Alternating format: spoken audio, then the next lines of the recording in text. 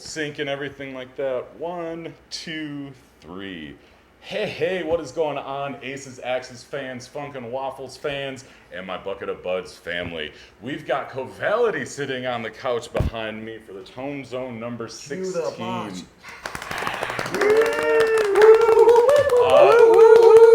It's so funny because I was doing the Spotify research and they said Los Angeles, California, and lo and behold, my man on the end here is actually from Syracuse. So we're in Syracuse, Jersey.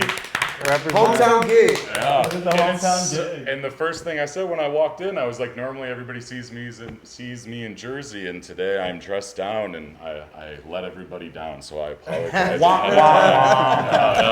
So down at the end, we've got John, we've got Derek over here on bass, and Andy in the middle on drums. Guys, welcome to Cuse. Have you guys been here before? I have once a long time ago. Awesome. First time ever. Awesome. I love it. Welcome. Hopefully it snows tonight and everything, because that's what we like around here. So you guys have put out one album, 2021, called Multiple Personalities. So tell me, you're from Cuse, you're from Pennsylvania, I believe you had said, and you're actually from Los Angeles. So Yes, sir. Really cool in here. how did you guys form? Tell me all about the history of this band.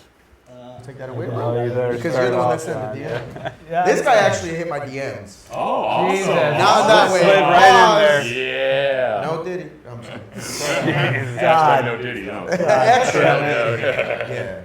Yeah. Basically, I had formed the group with a different name in college with a couple other people, and then I'd had class with Derek, and we got along pretty well, and eventually at some point the bass player that was in the group kind of fizzled out, so I was like, Derek, do you want to come play some of the music? So Derek, myself, and our old drummer, who will not be named because he sucks, that's went on the record too, that's crazy. Yeah, he knows who he is, so. We can always bleep it out, but it was No, it's technically okay. We do it quick. We still love him. Yeah, right. Yeah, we do. Or whatever. Basically, when Derek joined, a good chunk of the material from the first album had already been written with the drummer myself. Then when he came in, he was distinguishably better than a lot of the other bass players. So he was able to not only improve upon the parts that they had written, but put forward some other ideas for how to improve some of the songs, especially with having his part being a little bit more vocal and melodic at times, which is really cool. The drummer, who shall not be named, did not like that at all. Right. And so, long story short, Derek and I decided to move to LA in 2014. The other drummer was out of the band by 2015. We had circulated to a number of other drummers, some of who have gone to be in pretty big name bands, which is so funny just to think about. And then Andy's correct. I did hit his DMs, and we actually went through the DMs at Dinosaur Barbecue the other day. Oh, perfect. I was dying on the inside, a little bit. The smell of desperation was a little too intense for me, but we basically met up at his studio, vibed pretty well, and we just kind of wanted to use him at the beginning at least for one of the shows. We played the show, and then somehow things continued to unfold, and then he was a member of the band within probably a few months after that. Yeah, I would say around February 2018, it was for sure I was the main part of the band. Because at first, it was kind of we're gonna jam. They came to my spot, but I think, if I remember correctly, I think from the first gig we played at Hotel Cafe, I didn't know, but now I do. Apparently, they were gonna let me go or fire me or something like that, right? Yeah. Or not fire me, but kind of be things aren't working out. Yeah, it didn't feel as good as I thought it would, which is fair. Right, it was the first show ever, And you know what? Another part of it was. It's a terrible place to play prog, by the way. Oh, okay. Well, that, but also. Hotel Cafe. Well, I think a big part of it too is the fact that a lot of the songs were already written and were written with a certain kind of drumming in mind, which was very different than what Andy brought to the table, which we like a lot more, obviously. But there was a huge contrast between certain parts that were written a certain way, things that the old drummer used to do that were everything was very calculated in certain ways to his drumming. But when Andy came in, he just brought a different flavor that we weren't we weren't exactly used to, and we didn't know how to integrate into like our playing yet. Right, and in instrumental music, it's not like you're the Gin Blossoms writing an alternative rock song from the '90s where a drummer can come in and it's like, oh, I already know what They I'm just gonna know the do. parts. Yeah, with this kind of stuff, it's like there are written parts and stuff, but there's definitely a lot of stylistic nuance that's open to interpretation with each player. So yeah, that was definitely one thing we dealt with. It was hard to get right at first, but like it eventually, it got better as time went on. But yeah, that's what he was talking about. It's with that funny first though, Hotel Cafe. because you just said that so much more diplomatically than I would have. That sounded really nice. Though I would have just said, "Yeah, we almost kicked Andy out and just let them." Well, yeah, 'cause that's not like your way. Perfectly. I mean, it's both. which I didn't know until like 3-4 years later. Right. Yeah, we got pretty drunk and then we were kind of just telling stories. Right. It was 2021, I believe, or 2022. This was happened in 2017, so I didn't find out till Half the album was already It's been a half decade since. Yeah. Yeah, But that's how we got started. Right. So it's great because a lot of it's not a guitar-driven band where a lot of instrumental music like this is, which is dope because you let everybody shine in everything. So it's nice because as a guitar player, sometimes listening to Steve Vai, Joe Satriani stuff, I enjoy it, but I get bored after a while because I'm just like, well, it's focused on one guy, which is dope, but it's like, well, then I'll just listen to him play solo. There are parts where you almost take over the rhythm roll, and you let my man on drums and everything take over. And we were talking about how there were some sitar type parts that I thought was you the whole time, and it was actually you shining and everything like that. So I love how the three of you seem to work off one another and everything like that. And it comes across in the music if that's what you're trying to do. So kudos to you guys. Did you guys record it in California? Yeah. Yes. Awesome. Where was the studio? It was between, for drums, it was between two main studios. Oh, okay. Shout out to Yaniv and shout out to Big Bad. 2 songs or 3 songs at one. No, 2 songs in one, 4 at the other. Yeah. 5 at the other. And I had Math to. is not a strong suit. No, I didn't remember if it was 3 and 3. It was 2. That's still there's Coin 7 on the album, and- but that's okay. There's 7? Oh, see? I can't remember anymore. So 5 and 2 on the other one. Right. Awesome. Yeah. Yeah. But your math was wrong too by 1. Mine was right. You said I said 4 and 2. I said 5 and 2.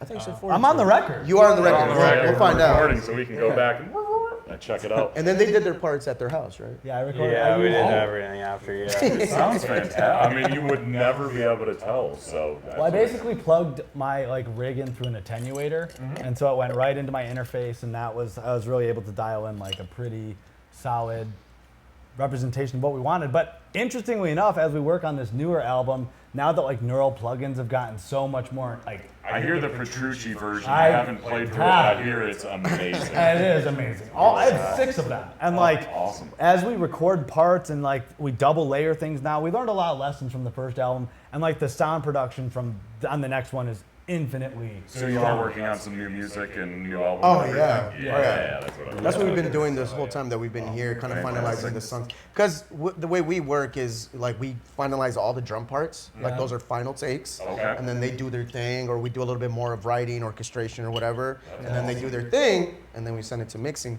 So we have about 3 more songs left that I have to do drums on, which are kind of the more difficult ones from a writing standpoint, So that's our next mission right now. When we go back home, we have to work on our parts, meet up together, and then John is gonna fly over there and set up a whole studio where we'll go do drums for those 3 songs. Yeah. Once those are done, Right. it's all on their, on their playing field. I like that. I like Yeah. that. Exactly. That's fantastic. That was one of my questions. Was asking new music coming our way. So, dope thing that you did, Andy, with them as being a Meinl artist. Those 3 drum playthroughs and everything you like that. Those are fucking awesome. Oh, you like them? Yeah. Was that at Meinl's headquarters? Tell me a little Yeah, bit well, their about headquarters that. is in Germany, Okay. but their smaller headquarters in the U.S. is in Nashville. Right. So they flew me out. I was there for a couple days. Yeah, it was awesome. That's dope. The only thing that I regret not doing for those is that I kind of took it more from I kind of just played almost exactly what was on the album. You know, if I were to do it again, I would do something completely different. Right. Because you could just go hear the album if that's the case. You know what I mean? But I But I still sprinkled some improv. You know. yeah, but it looks good. It Oh, sounds no, yeah, it's so fantastic. good. I love how they made those cymbals shine. and everything. Yeah. That was a dope experience and everything. It looked like so. The most beautiful part, I think, on the album is actually on the very first song. About 2 minutes in, everything kind of drops out. You play my favorite riff on the album, I'm horrible at but that whole part is absolutely awesome. The heavy part? What's that? Is it like heavy? Yes, yeah, the 2 minute part and everything like that. And then it actually gets to where you start playing the rhythmic part on guitar and you do a little drum solo and everything like that. So, guitar tone wise, you don't sound like you only listen to Steve Vai or only Petrucci. Who are your main influences? Because you're not just a jam guy or anything like that, so I was kind of having a hard time pigeonhole where you come from, which is a good thing. Number one guitar player is Guthrie Govan. I'm going. He's the greatest. He's slowly turning on the Gandalf in front of our eyes too. With Oh, yeah. It's crazy. He's a wizard, the living wizard. I kind of tried to emulate some of the way my board is laid out based on the way he had his when he was like touring with Stephen Wilson. Okay. But a lot of the Porcupine music Tree that I and listen to, everything. yeah, like I'm All big that into stuff. like Haken and like Opeth, Porcupine Tree, Steely Dan, Pat Metheny. So it's like a combination of a lot of things. But I also kind of find myself like these two listen to way more different styles of music than I do. I kind of have like a nice spread of things in a nice little box. And I Right. listen to that, and it's not all guitar centric. I like to focus on music that has like a lot of other colors and textures, so that way I can see how I can like maybe not write the same old album, the same song, the same riff. You know, there's a lot of bands out there that, like you said, like in the instrumental, they're just doing the same exact guitar centric thing, album after album after album, and it's just like it just gets recycled. Right. And I But really listening to somebody like Steely Dan, you're like, oh, we got to write a song at the end of the day and everything too, though. So that definitely comes across. And like you said, Yeah. you guys have textures. It's not 4.5 minute blues and everything like that, where you're like, oh, I know the guy's going to solo right now and everything Right. like that. So it is awesome. I love your recorded bass tone and the fact that you just did that at your house. You were just going DI into pedal into your computer, or what was your? Pretty much. I mean, I think I was just using the Trickfish preamp pedal, and then just And that's went the one that straight you have into- on stage that you're using, dude. I can't Yeah. believe bass players used to be SVT 350, Oh, yeah, all the 150 big pound amps. head into an 810 cabinet, and now you have a pedal, and it literally sounds just as The gnarly. gears Like, change. it's Yeah, awesome. it's changed a lot, man. But yeah, I love the way that preamp is voiced with different EQ settings where the frequencies are at, and it just.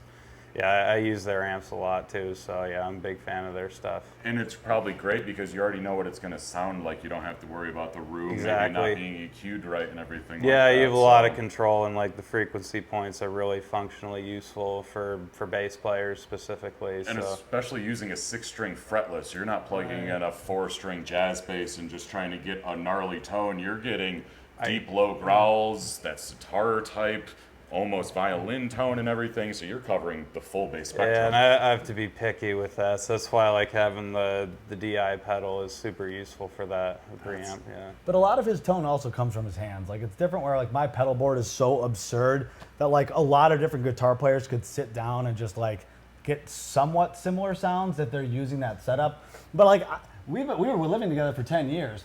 I played his bass a billion times. It doesn't sound the same, even if it was set up the same way. Like I just, you know, fretless is like its own beast. I mean, it also helps he has perfect pitch too, like Right. especially if you're playing fretless. It helps. Do you play stand-up cello, anything like that, or? I actually started playing cello before bass. That was my first instrument. And when I actually ended up getting a fretless bass, I only got it because I saw it at a certain shop. I didn't even know fretless bass was a thing before I went into that shop. So there was no, it was like a very happy accident in a way. I didn't know what I was doing at all. I didn't know anything about pickup configurations or any of that. I just saw a Spectre fretless 4-string hanging up on the wall. I was like, Spectre that reminds something. me of a cello, and I picked it up. Because that's what you started on, right? The cello. Yeah.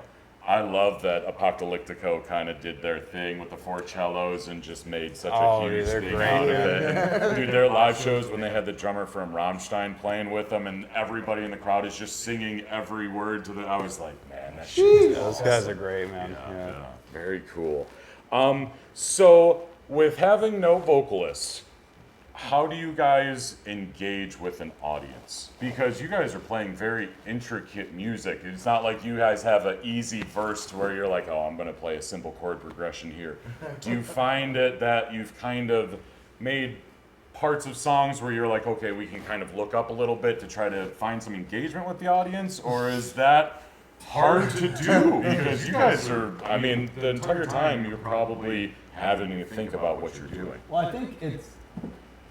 I'll say my piece before you guys, but I hate performing, and they love it. So, like, Derek's probably more comfortable on stage than he is in a supermarket. Okay. And Everybody's different. That's why I love Right. musicians, because we're all so unique in We everything. strive in different ways. And like Andy has been performing for so long, and he's so comfortable. So on stage, he does most of the mic talking. Even though I'm in some ways more of like a leader-esque person of the band, I'm having a panic attack the whole fucking time, and I'm definitely not looking up ever. Right, I barely right. even look at them. I'm just hoping that they have their parts dialed in so I can just stare at my hands and not die. Right. I mean, but there's nothing wrong with like saying that. You know, I think a lot of people are just like, oh, those guys are on cool, and they're just, you know, on stage and they must be as cool as a cucumber, and it's like, no, behind those shades you're sweating fucking bullets. That's why I wear the sunglasses so I don't like have to look at people. A lot of famous people do that, and I think it really does help, because I mean, it kind of puts almost like we barrier. were talking about ICD, putting the face makeup on. It's like you're almost a character at that point, and you can be less of who you are. And now you're like, oh, my stage persona and everything like that. So Exactly. that's but being a drummer, I mean, there's a lot of famous bands where, you know, the drummer seems to be kind of the outspoken one and everything like that. So It's definitely in this case too. You know, even though he's very outgoing in real life, right. it doesn't translate to the stage. Right. But that happens a lot, you know. Oh. And I happen to be, luckily in this case, both, because he doesn't speak much on stage either. You know, so I could be off stage or on stage. He is. He is. Brian. Yeah, well, how'd you put it? Diplomatic? Diplomatic, yeah. Diplomatic Elliot. Someone's got to do it. Diplo Elliot. So even, I have to,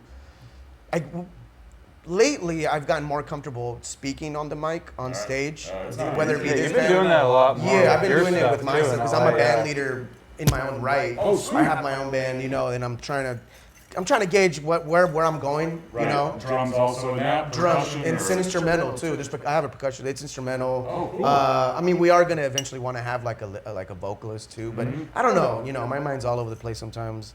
So that has helped because it's instrumental Right. and there's no lyrics for the crowd or for the people to connect to. Right. I feel like I have to make that connection when I speak. Right. You know what I'm Somebody's saying? kind of got to be that liaison. Yeah, exactly. Between the performers and the And audience. sometimes yeah. we're so connected in the music that during one of the solos, whether it be his, mine, or his, like that can also be another avenue, another vehicle for language. Right. And sometimes people connect to that too. It's like they're speaking, Oh, especially yeah. when he solos. Like there's a lot of speaking with the way he plays, which is why he's so unique when he plays. Yeah.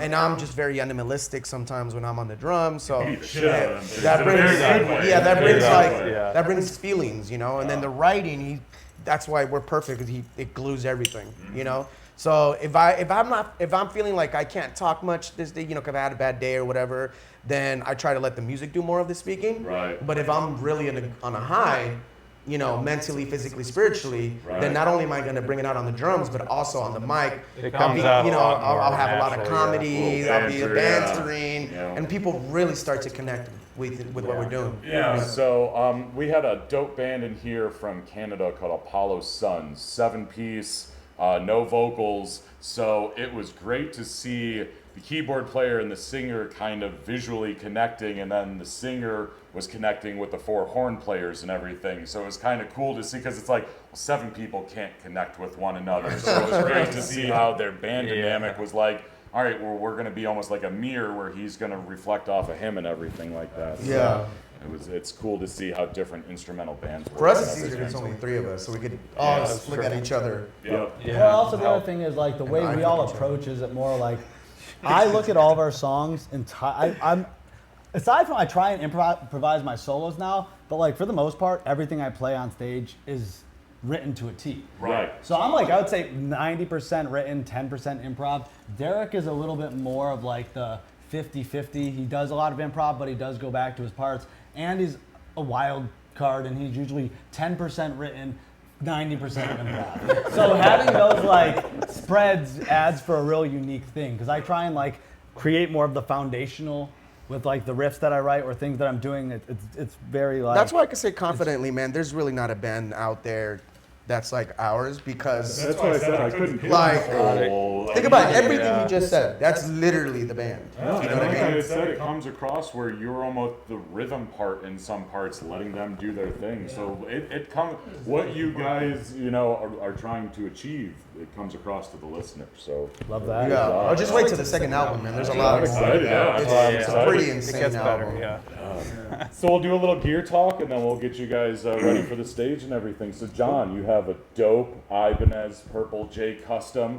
Looks like custom pickups in there, because it almost looks like they're purple to match your I guitar. recently got those purple, they're bare knuckle pickups. They're the, What's over there? oh God, what's his name? I forget his name. The guy from Periphery. He has the, Misha? no, the guy with all the plugins. I can't remember his name, dude. This isn't a good look for me. So not the PRS guy, the third guy. He just, Wouldn't be Adam Nolly. Adam Nolly. Derek, thank you. Okay. I just saved the interview. You're saving the world for bass players. Yeah, There's so I know. many bass players out, We were just about to lose all our prog street cred.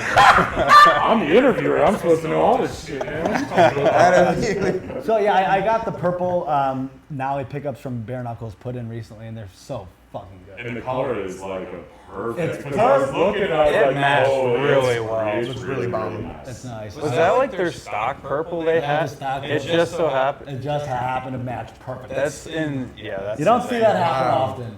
How long have you owned that? It looks like it's your main axe and everything like that. Yeah, I got that in college before we moved, so I've got it in probably 2013. Awesome. So And that's your I've- home. Yeah, it is. I mean, I also got a custom Sir recently. Oh, nice. It's like a 6-string semi-hollow Telecaster, which is really, really cool. For this show, it just made more sense to just have one guitar, not switching, and Understand. So. But I even with my new custom guitar, that 7-string is like the epitome of all anything I would want in an instrument. Oh yeah. Like you were saying, your pedal board is quite extensive. You have a dope Morley wah, which looks like you got a custom sticker skin on it and everything like that. Well, funny enough, that is actually stock. It's the new Steve Vai miniature Morley. okay. But he played with Steve Vai in Dubai, and I forced him to go up to Steve Vai with his awkward ass and get my pedal signed. So I that pedal was had to signed by look Steve like Vai. a total fanboy. How did like you it- ask?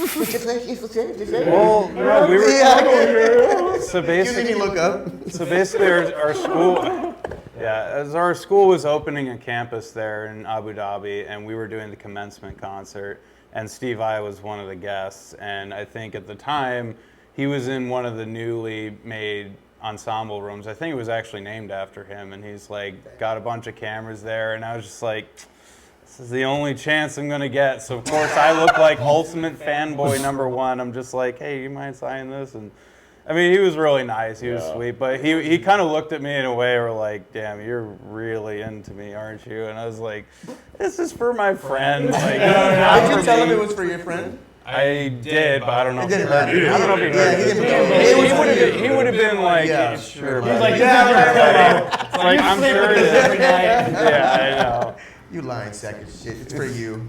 But it looks like you got a dope controller that controls all of your pedals and everything like So that. I have a bypass looper. The way that my board works is my guitar goes in the bypass looper, and all 9 or 10 of my pedals go into that.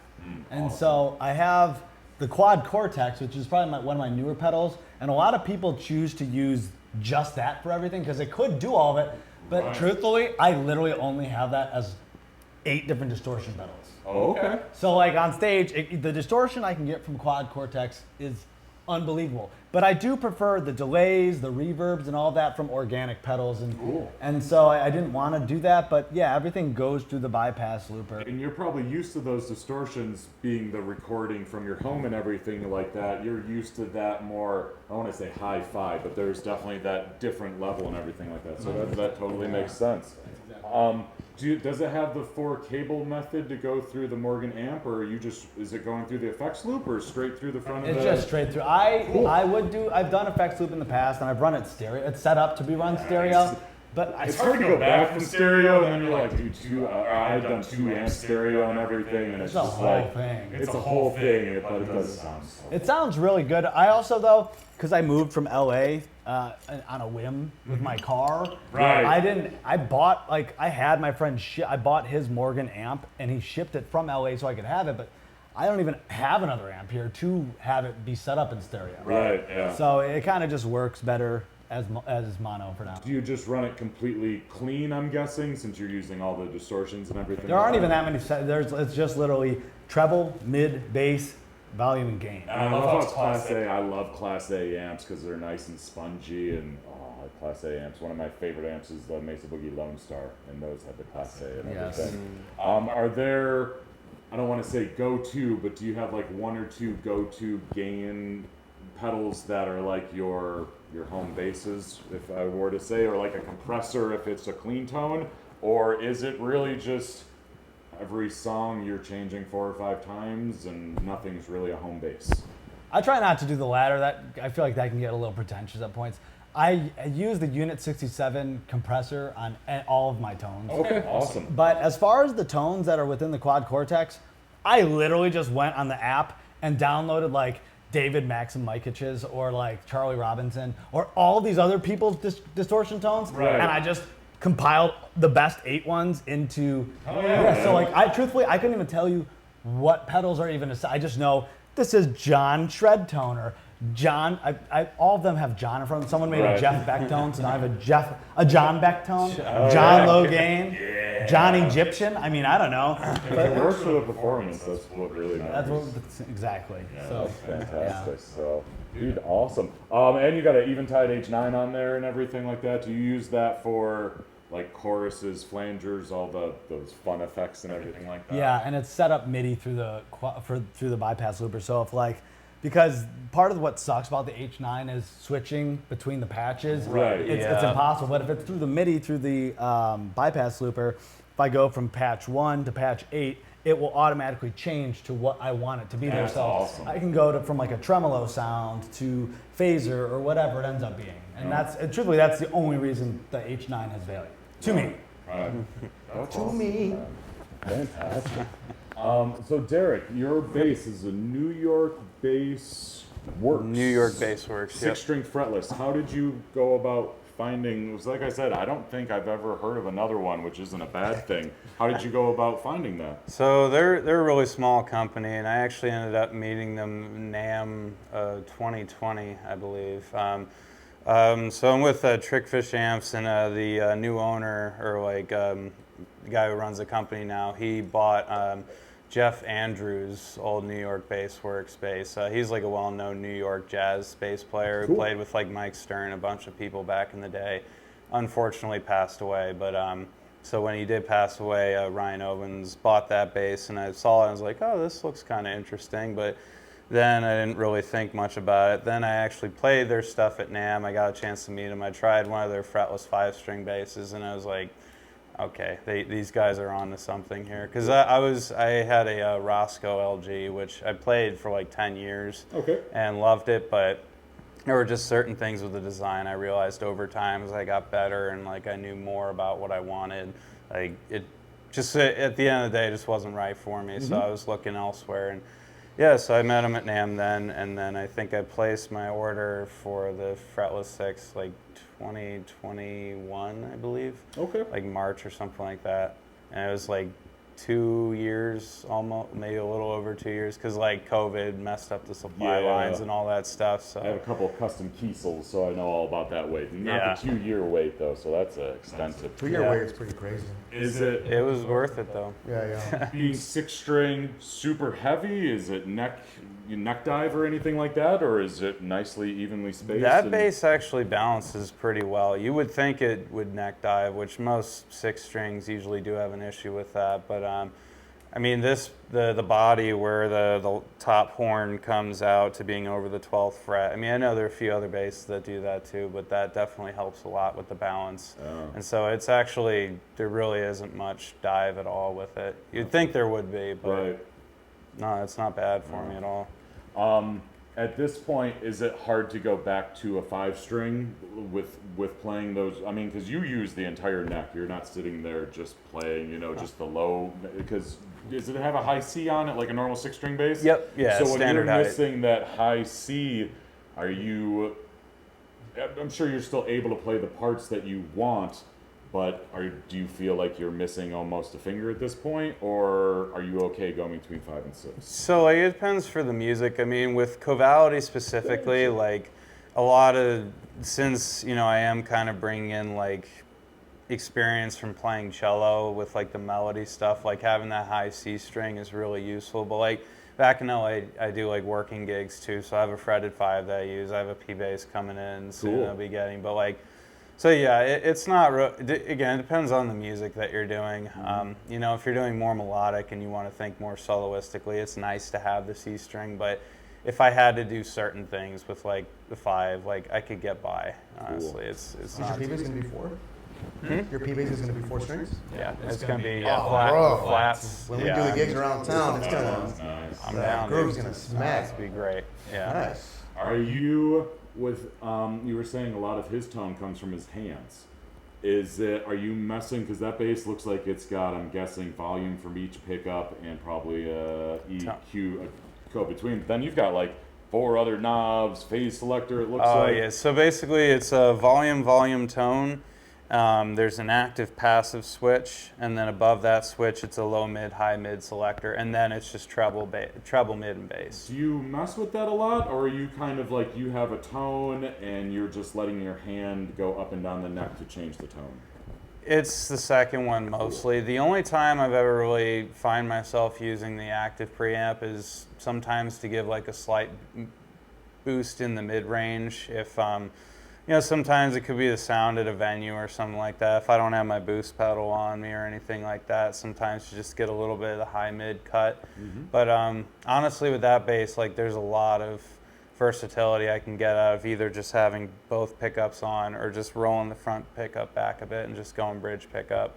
And usually with this band, it's like mostly tone is up. But on other gigs, I do if I'm like sitting in with doing like R&B stuff or whatever, then I would kind of roll the tone back and have it be more fat sound that kind of sits in the back a little more. I listen to almost more rap music than I do everything. I love live rap music, live hip hop. I'm a big like 3-6 Mafia, that kind of Memphis area, and I could totally see 6-string fretless, you just laying some low, nasty stuff. So the fact that you do some hip hop and everything like that, that's awesome. Live rap music is such it's amazing, especially when you got a good band behind them too. That's like killing it. Yeah, like, with Adam, who owns the club here and everything, Sophistafunk, Manuel, I'm good friends with their drummer, and dude, when they get in a groove and they got their saxophone player with them and everything, it's just like, dude, it's just so They can stay there for hours. I got to see the Roots live. I went to Woodstock '99, so to see the Roots, and then Eric. Woodstock '99? Yeah, I was to be somewhere where there was like a documentary made about it. Did you see the documentary? I have, and I was like, was it really like that? So I was between a junior and senior in high school. So I literally went there with my older brother. No sex, no drugs. I was only there for the music. You were there for the music. So like the band would be done at the end of the night. We didn't go to the raves and stuff. We literally were sleeping in a Saturn SL1, which is like one of those plastic Saturns. So it'd be 5:30 in the morning. It'd be 100 degrees inside that bitch. So it'd be like, all right, well, I guess we're up for the day. And first night it was dope because it was like, oh, everybody's happy. There's water. Second night, it's like, oh, all the porta potties are already overflowed. What's going to happen? And the third day, it's like, oh, this is going to be bad. And then all the of a sudden, dudes are angry. Yeah. Sexually frustrated. As far as the documentary, they really painted it a certain way. Yeah. Oh, yeah. And it was really sad because I was like, no, there's so much cool music and everything there. I was like, The lineups were great. Yeah. I mean, dude, the second night to be a junior in high school, to be like, I saw Limp Bizkit, then Rage Against the Machine, then Metallica. It's like That's pretty insane. Cool. I mean, dude, Rage Against the Machine still is one of my favorite bands, and I was supposed to see them in Toronto with Beastie Boys the next summer, and then both the bands broke up like before. I still have the ticket because it was one like you actually got physical tickets before shows and stuff, and I'm like, to see Beastie Boys live would have been so fucking cool, man. I love that. Oh, man. So Andy, we're gonna talk a little drums real quick, and then we'll get you guys out of here. So Fives drums, is that the name of the drum kit? That's the drum kit I'm playing today. Yeah, is that your normal kit, or is that something you just have for the night? It's something I just have for the night. I love Fives because one of my favorite drummers of all time, Billy Cobham, he had a Fives kit that he would play in the 70s, and a lot of other great guys would play Fives in the 70s. I currently endorse Tama drums. Okay, awesome. And that's what I've been with since 2018 or 19. In the Meinl video, then, are those your drums? No, that's the Tama drum set that Meinl has there. For Cool, because it was Tama. Yeah, they have different, based on who the artist that comes through. Awesome. Sometimes, well, not sometimes, like, you're not really allowed to play other brands because of the contract. Right, so that's why right. I know they have Tama, they have DW, all the other, whoever, it depends on the artist. That's the kind of stuff that I love to know, the little behind the scenes. Yeah, so because I'm a Tama artist, that's the Tama. And thankfully, they have Tama and Meinl have a very serious, close relationship. Yeah. So it goes vice versa. Like if you film some Tama stuff, like they usually have a good stock of Meinl cymbals. Right. So the Tama headquarters, luckily, it's in LA. So I've been blessed to be able to work with my A&R guy really, really closely to the point where like we're almost like really best friends. Right. So he's been he trusts me to hit me up to do shoots, video shoots, try out products, try out prototypes for Tama. So that type of relationship has allowed me to get really close to the owners and to the people, like all the Japanese corporate people. Right. You know what I mean? Yeah. So I'm just lucky that he's in LA and just we formed a bond. Right. You know what I mean? So I play Tama drums, Meinl cymbals, Remo heads. I'm currently playing Dope Sticks, which is Eric Moore's stick company. Cool. I think that's pretty much about it. Got a toaster ball to drum throws and everything like that. What kind of, Yeah, but that's just stuff that's here. Yeah. I play everything Tama. Cool. Hardware, pedals. Oh, I was gonna say. Yeah, hardware, pedals, everything. drums. Yeah, everything. Very cool. How did you get a hold? Did they just kind of get a hold of you? Did you get a hold of them? Like, how did Every relationship with every company that I'm with came from different avenues, but each one has, because of the way I am, you know what I mean? It's allowed me to form, like, again, I want to sound like a broken record, but a true friendship relationship, Right. Which is awesome because you get to really, really, be very close to all the people that matter, So with being genuine matters. I've talked like I said, this is you just gotta be a real person, Yeah, I talked to. This is my 16th interview here, and like I worked at GC, like I said, for over 10 years. So I've talked to so many musicians, and it seems like the people that I've met that have been like the holy shit, it's that guy, are always the ones who are just kind of strolling through being themselves. Yeah, absolutely. Never the ones trying to be anything else and everything like that. And it seems to, even with, like I talked with Greg Koch last night, who literally has worked with Fender, Martin. I was like, you can't even say bigger companies than those two and everything like that. And I asked him, I was like, why do you think it is? And he's just like, show up on time and I'm kind of just myself. And I was like, that seems to really. I mean, but that's always the best thing to do in anything in life. Right, with stand-up comedy, I'm a huge stand-up comedy fan and everything like that. And it's that big thing where it's like, you don't have to play for everybody. You have to be yourself, and your fans, the people that like that, Yeah. are going to find you. Oh, yeah. And they're Yeah. going to tell their friends, and those are going to be the people that actually matter, not the ones who are like looking for that flavor of the week and just happen upon you Yeah, guys. because if you're trying to cater to everyone, you're going to cater to no one, basically. Exactly. You're dead in the water before you even started. And I think it comes across in your guys. Well, we're gonna end with that because I think it comes across in your guys' music. Because normally in all these interviews, I have these. I think it sounds like this mixed with this mixed with this, and I wasn't even able to write that down for you guys because, and I mean that in a very good way. That's We we prefer that. Yeah. We love that. Yeah, that's a compliment. I'm so Yeah, excited for like the we new like album that. because Yeah. Quick shout out to Robbie, by the way, for the Fives kit, and Yes. that's his best friend. He loaned us the Robbie, drums and that's stuff. Yeah, I just want to quickly yeah. say that. Yeah. But so just keep up what you guys are doing because I think it's great to see bands who are like thinking textures, who aren't thinking and like, yeah, we wrote a riff, let's connect it with another riff and do some proggy thing in the middle where it's just kind of you guys are like, this is our music. You know, it's awesome. So keep it up, guys. I really enjoyed talking with you guys. I really enjoyed listening to your music this last week, and I do a lot of yoga. It's great music to do yoga to and everything. Yeah, it's awesome. I never would have guessed. No, it's great because you guys. I hope it wasn't light bikes to yoga. No. Just That would be normal crazy. stretching, and everything like that. But Probably just work on keep it. up what you guys are doing. I'm really excited to see you guys live tonight. And for all you Aces Axes fans out there, Funk N Waffles fans, Bucket of Buds family, go check out this band. I hope you guys will be around next time. So after this interview comes out, everybody can get hyped. So when you come around next time, we'll have a bigger fan base here and everything like that. Yes, sir. New album in the works. I'm excited about that. So guys, please let's give it up for the fans tonight. We're going to see them rock out on Coevality. stage. Good. Thank you. Nice. Yeah, thank you guys for watching. Aces Axes, peace. Ho!